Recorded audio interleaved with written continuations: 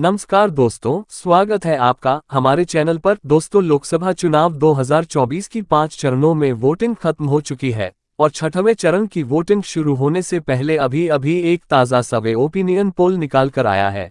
दोस्तों, इस opinion poll में यह आसानी से मालूम किया जा सकता है कि इस चुनाव में कौन जीत रहा है और कौन हार रहा है। क्या फिर से इस बार प्रधानमंत्री नरेंद्र मोदी की बीजेपी पार्टी अपनी सरकार बना पाएगी, या फिर राहुल गांधी पहली बार चुनाव जीतकर बनेंगे भारत के नए प्रधानमंत्री? चलिए जानते हैं आज के वीडियो में। दोस्तों, वीडियो शुरू करने से पहले आपसे विनती है कि यदि आप चैनल पर नए हैं तो चैनल सब्सक्राइब करना बिल्कुल भी ना भूलें, और यदि वीडियो पसंद आए तो वीडियो को लाइक अवश्य करें। तो चलिए दोस्तों, इसी के साथ हम बात करते हैं भारत के सबसे बड़े राज्य उत्तर प्रदेश के बारे में। दोस्तों, उत्तर प्रदेश में लोकसभा की सबसे ज्यादा सीटें हैं। ऐसा माना जाता है कि बीजेपी को यहां पर हराना असंभव है, क्योंकि पिछले लगातार 2 लोकसभा चुनाव में बीजेपी ने उत्तर प्रदेश को भारी मतों से अपने नाम किया है। तो चलिए देखते हैं कि इस बार उत्तर प्रदेश में बीजेपी को कितनी सीटें मिली है। दोस्तों, इस बार उत्तर प्रदेश में बीजेपी पार्टी के खाते में 43 सीटें आने का अनुमान है, तो दूसरी ओर इंडिया गठबंधन के खाते में 38 सीटें आए हैं। दोस्तों, पिछले लोकसभा चुनाव में बीजेपी पार्टी के खाते में लगभग 64 सीटें आई थी, परंतु इस बार उत्तर प्रदेश में बीजेपी का अच्छा प्रदर्शन नहीं रहा है। अखिलेश यादव, जो कि इस बार इंडिया गठबंधन का एक हिस्सा है, जिसके चलते उत्तर प्रदेश में इंडिया गठबंधन 38 सीटें पाने में कामयाब हो गया है। तो दोस्तों, इसी के साथ बात करते हैं भारत के अगले राज्य महाराष्ट्र के बारे में। महाराष्ट्र उत्तर प्रदेश के बाद भारत का सबसे ज्यादा लोकसभा वाला सीटों वाला राज्य है। महाराष्ट्र में लोकसभा की कुल 48 सीटें हैं। शिवसेना, किसके अध्यक्ष उद्धव ठाकरे हैं, वह पहले बीजेपी से जुड़े हुए थे, किसके चलते भाजपा हर बार महाराष्ट्र को जीत लेते थे, परंतु इस बार शिवसेना इंडिया गठबंधन का हिस्सा बन गई है।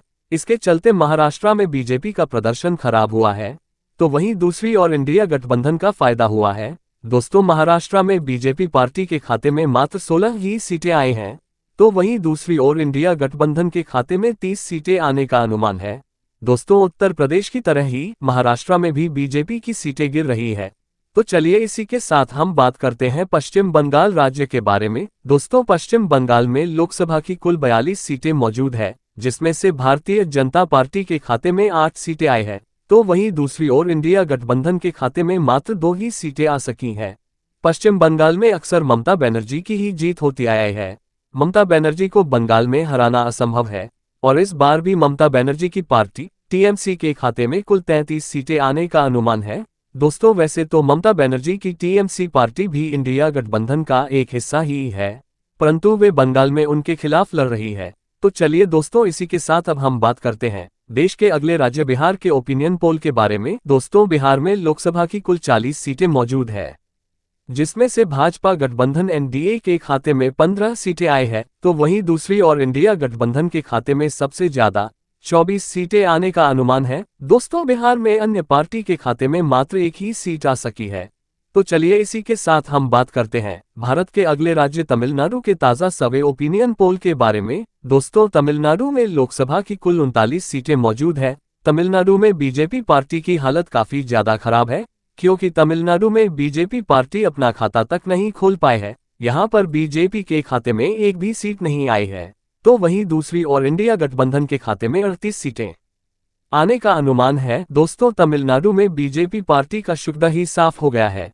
तो चलिए इसी के साथ अब हम बात करते हैं भारत के अगले राज्य मध्य प्रदेश के ओपिनियन पोल के बारे में। दोस्तों, मध्य प्रदेश में लोकसभा के 29 सीटें मौजूद है, जिसमें से नरेंद्र मोदी की बीजेपी पार्टी के खाते में 16 सीटें आई है, तो वहीं दूसरी ओर राहुल गांधी की इंडिया गठबंधन के खाते में 13 सीटें आने का अनुमान लगाया जा रहा है। दोस्तों, पिछले लोकसभा चुनाव में बीजेपी पार्टी ने मध्य प्रदेश की ज्यादा सीटों पर अपना कब्जा किया था, परंतु इस बार वह मात्र 16 ही सीटें अपने नाम कर सकी हैं। तो चलिए दोस्तों, इसी के साथ बात करते हैं भारत के अगले राज्य कर्नाटक के ताज़ा सर्वे ओपिनियन पोल के बारे में। दोस्तों, कर्नाटक में लोकसभा की कुल 28 सीटें मौजूद है। दोस्तों, कर्नाटक में बीजेपी पार्टी और कांग्रेस पार्टी दोनों ही आमने सामने है, और ऐसा माना जाता है कि जब भी ये दोनों पार्टियां आमने सामने की लड़ाई लड़ती है तो अक्सर बीजेपी ही उसमें विजय होती है, परंतु यहाँ पर बीजेपी और इंडिया गठबंधन दोनों ही पार्टियों के खाते में बराबर सीटें जाती हुए नजर आ रही है।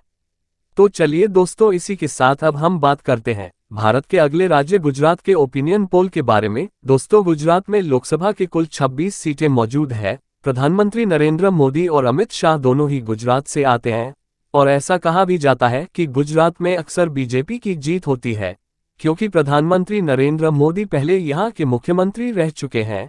इसके चलते गुजरात को बीजेपी का गढ़ भी माना जाता है। इस बार भी बीजेपी पार्टी के खाते में गुजरात से 18 सीटें आए हैं, तो वहीं दूसरी ओर इंडिया गठबंधन के खाते में 8 सीटें आने का अनुमान है। दोस्तों, गुजरात में बीजेपी पार्टी अपनी एक तरफा सरकार बना रही है। तो चलिए इसी के साथ अब हम बात करते हैं राजस्थान राज्य के बारे में। दोस्तों, राजस्थान लोकसभा की कुल 25 सीटें मौजूद हैं। राजस्थान में बीजेपी पार्टी के खाते में 15 सीटें आए हैं, तो वहीं इंडिया गठबंधन के खाते में 10 सीटें आने का अनुमान है। दोस्तों, राजस्थान में भी बीजेपी की सरकार बनती हुई नजर आ रही है। पिछले लोकसभा चुनाव में बीजेपी पार्टी के खाते में राजस्थान से कुल 24 सीटें आई थी, परंतु इस बार बीजेपी को राजस्थान में काफी बड़ा लड़का झेलना पड़ा है। दोस्तों, इसका सबसे बड़ा कारण यह है कि राजस्थान में कुछ दिनों पहले विधानसभा का चुनाव हुआ था, जिसमें भाजपा भारी मतों होते विजय हुई थी, परंतु बीजेपी ने यहां पर किसी अन्य को ही मुख्यमंत्री बना दिया था, जिसके चलते राजस्थान के राजपूत समाजों में बीजेपी के प्रति गुस्सा बढ़ गया था और इसी कारण से उन्होंने इस बार बीजेपी के बदले कांग्रेस को वोट दिया है। तो चलिए दोस्तों, इसी के साथ अब बात करते हैं देश के अगले राज्य आंध्र प्रदेश के बारे में। आंध्र प्रदेश में लोकसभा के कुल 25 सीटें हैं, जिसमें से 8 सीटें बीजेपी पार्टी के खाते में आई हैं, तो वहीं दूसरी ओर 2 सीटें इंडिया गठबंधन के खाते में जाती हुई दिखाई दे रही है। दोस्तों, आंध्र प्रदेश में सबसे ज्यादा सीटें अन्य पार्टी के खाते में गई है। यहाँ पर अन्य पार्टी के खाते में कुल 15 सीटें आने का अनुमान लगाया जा रहा है। तो चलिए दोस्तों, इसी के साथ हम बात करते हैं केरल राज्य के ओपिनियन सर्वे के बारे में। दोस्तों, केरल राज्य में लोकसभा की कुल 20 सीटें हैं। यहाँ पर इंडिया गठबंधन क्लीन स्वीप करते हुए नजर आ रही है। केरल में इंडिया गठबंधन के खाते में 20 सीटें आए हैं, तो वहीं दूसरी ओर बीजेपी पार्टी का खाता तक निकला है। बीजेपी के खाते में केरल में एक भी सीट नहीं आई है। दोस्तों, केरल और तमिलनाडु ऐसे 2 राज्य हैं जहां पर बीजेपी पार्टी अपना खाता तक नहीं खोल सकी है, तो वहीं दूसरी ओर इंडिया गठबंधन के खाते में अधिक सीटें आए हैं। तो चलिए दोस्तों, अब हम बात करते हैं उड़ीसा राज्य के ओपिनियन पोल के बारे में। दोस्तों, उड़ीसा में लोकसभा के कुल 21 सीटें मौजूद है। इसमें से भाजपा गठबंधन एनडीए के खाते में 8 सीटें आई है, तो वहीं दूसरी ओर इंडिया गठबंधन के खाते में 2 सीटें आने का अनुमान है। दोस्तों, उड़ीसा में भी अन्य पार्टी के खाते में सबसे ज्यादा सीटें जाने का अनुमान लगाया जा रहा है। तो चलिए दोस्तों, इसी के साथ अब हम बात करते हैं देश अगर राज्य तेलंगाना के ओपिनियन पोल के बारे में। दोस्तों, तेलंगाना में लोकसभा के कुल 17 सीटें मौजूद है, जिसमें से मात्र 2 ही सीटें भाजपा गठबंधन एनडीए के खाते में आई है, तो वहीं दूसरी और 13 सीटें इंडिया गठबंधन के खाते में जाती हुई दिखाई दे रही है। दोस्तों, तेलंगाना राज्य में भी बीजेपी की हालत काफी ज्यादा खराब दिख रही है। तो चलिए इसी के साथ हम बात करते हैं भारत के अगले राज्य झारखंड के ओपिनियन पोल के बारे में। दोस्तों, झारखंड में लोकसभा के कुल 14 सीटें मौजूद है, जिसमें से बीजेपी पार्टी के खाते में 3 सीटें आए हैं, तो वहीं इंडिया गठबंधन के खाते में 9 सीटें आने का अनुमान लगाया जा रहा है। दोस्तों, झारखंड में अन्य पार्टी के खाते में भी 2 सीटें आए हैं। तो चलिए इसी के साथ हम बात करते हैं भारत के अगले राज्य असम की ओपिनियन पोल के बारे में। दोस्तों, ओडिशा राज्य में लोकसभा की 21 सीटें मौजूद है, जिसमें से भाजपा गठबंधन एनडीए खाते में 8 सीटें आए हैं, तो वहीं दूसरी और इंडिया गठबंधन के खाते में 4 सीटें आने का अनुमान बताया जा रहा है। ओडिशा में अन्य पार्टी के खाते में मात्र 2 ही सीटें आ सकी हैं। तो चलिए इसी के साथ हम बात करते हैं पंजाब राज्य के ओपिनियन पोल के बारे में। दोस्तों, पंजाब में लोकसभा के कुल 13 सीटें मौजूद है। इसमें से इंडिया गठबंधन के खाते में 9 सीटें आए हैं, तो वहीं दूसरी ओर अन्य पार्टी के खाते में 4 सीटें आए हैं। दोस्तों, पंजाब में बीजेपी पार्टी के खाता तक नहीं खुला है। पंजाब में आम आदमी पार्टी है सरकार है और अरविंद केजरीवाल भी इंडिया गठबंधन का एक हिस्सा है, जिसके चलते पंजाब में इंडिया गठबंधन के हाथों में ज्यादा सीटें आई हैं। दोस्तों, अब हम बात करते हैं देश के अगले राज्य छत्तीसगढ़ के ओपिनियन पोल के बारे में। छत्तीसगढ़ में लोकसभा की कुल 11 सीटें मौजूद है, जिसमें से बीजेपी पार्टी के खाते में 6 सीटें आने का अनुमान लगाया जा रहा है, तो वहीं दूसरी ओर मात्र 5 ही सीटें कांग्रेस के खाते में आई है। दोस्तों, छत्तीसगढ़ को बीजेपी पार्टी का गाढ़ माना जाता है, क्योंकि पिछले लोकसभा चुनाव में भाजपा गठबंधन एनडीए के खाते में छत्तीसगढ़ की कुल 9 सीटें आई थी, परंतु इस बार बीजेपी के खाते में मात्र 6 सीटें आई हैं। बीजेपी की सीटें छत्तीसगढ़ में भी काफी ज्यादा गिर चुकी है। तो चलिए इसी के साथ बात करते हैं हरियाणा राज्य के ओपिनियन पोल के बारे में। दोस्तों, हरियाणा में लोकसभा की कुल 10 सीटें मौजूद है, जिसमें से 6 सीटें इंडिया गठबंधन के खाते में आई है, तो दूसरी और 2 सीटें बीजेपी के खाते में आने का अनुमान है। दोस्तों, हरियाणा राज्य को भी बीजेपी का गढ़ माना जाता था। ऐसा कहा जाता था कि हरियाणा में बीजेपी को हराना बहुत मुश्किल है, क्योंकि पिछले लगातार 2 चुनावों में बीजेपी हरियाणा को अपने नाम करती आई है। इसी के साथ अब हम बात करते हैं उत्तराखंड राज्य ओपिनियन पोल के बारे में। दोस्तों, उत्तराखंड में लोकसभा की कुल 5 सीटें मौजूद है, जिसमें से बीजेपी पार्टी के खाते में 4 सीटें आई है, तो वहीं दूसरी ओर इंडिया गठबंधन के खाते में मात्र 1 ही सीट आई है। दोस्तों, उत्तराखंड में बीजेपी की सरकार है, जिसके चलते यहां पर उन्हें काफी ज्यादा सीटें प्राप्त हुई है। तो दोस्तों, इसी के साथ बात करते हैं हिमाचल प्रदेश के ओपिनियन पोल के बारे में। हिमाचल प्रदेश में लोकसभा की कुल 4 सीटें मौजूद है। हिमाचल प्रदेश में दोनों ही पार्टियों के खाते में बराबर सीटें आई है। हिमाचल प्रदेश में बीजेपी के खाते में 2 सीटें आई है, तो वहीं दूसरी ओर इंडिया गठबंधन में के खाते में भी 1 ही सीट जाते हुई दिख रही है।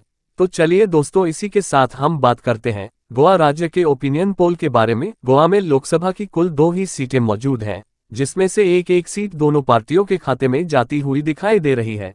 तो चलिए दोस्तों, इसके साथ बात करते हैं भारत के अगले राज्य मेघालय की ताज़ा सर्वे ओपिनियन पोल के बारे में। मेघालय में लोकसभा के 2 ही सीटें मौजूद है, और यहाँ पर भी दोनों ही पार्टी में खाते में 1 सीट आई है।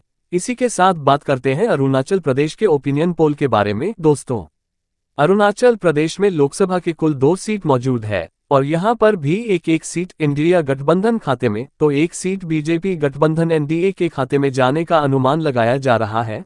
तो चलिए दोस्तों, इसी के साथ अब हम बात करते हैं त्रिपुरा राज्य के ओपिनियन पोल के बारे में। दोस्तों, त्रिपुरा राज्य में लोकसभा की कुल 2 सीटें हैं, और यहाँ की दोनों ही सीटें बीजेपी पार्टी के खाते में जाने का अनुमान लगाया जा रहा है। तो चलिए इसी के साथ अब हम बात करते हैं देश के अगले राज्य मणिपुर के ओपिनियन पोल के बारे में। दोस्तों, मणिपुर में लोकसभा की कुल 2 सीटें हैं, और यहाँ पर इंडिया गठबंधन अपनी सरकार बनाने में कामयाब हो गई है। दोस्तों, इसी के साथ अब हम बात करते हैं मिजोरम के ओपिनियन पोल के बारे में। दोस्तों, मिजोरम में लोकसभा की 1 ही सीट मौजूद है, और यह सीट इंडिया रिलायंस के खाते में जाती हुई दिखाई